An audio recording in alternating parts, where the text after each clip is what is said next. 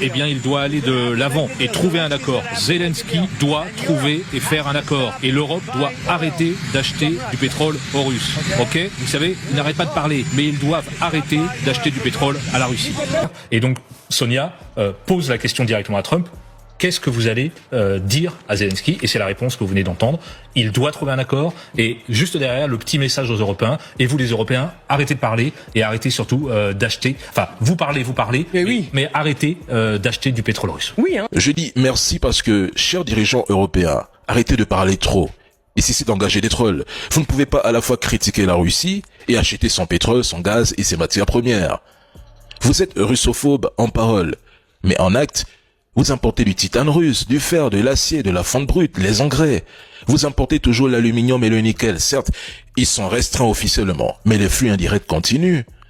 L'uranium enrichi russe, vous l'importez pour votre nucléaire.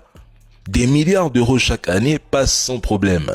Mais si vous n'aimez pas les Russes ou la Russie comme vos trolls, vos médias, vos pseudo-supporters et malheureusement certains Africains ignorants qui prennent l'avion sans savoir réellement à quoi sert le titane, mais arrêtez d'acheter leurs ressources.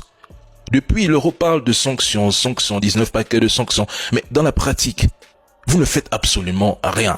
Effectivement, Trump a raison. Il parle trop et je dirais beaucoup trop pour ne rien dire. Tous les jours, émissions et débats sur la Russie pour la dénigrer pendant que les Européens continuent de consommer russe. Incroyable. Et oui, Zelensky rencontrera Donald Trump et Donald Trump lui dira de trouver immédiatement un accord avec Poutine. Et c'est logique, car en Alaska, les grandes lignes ont déjà été abordées entre les deux leaders. L'Europe tourne en rond, mais le résultat est connu. Zelensky finira par signer sa capitulation. Et toutes ces menaces de sanctions contre la Russie, elles finiront par affaiblir l'Europe.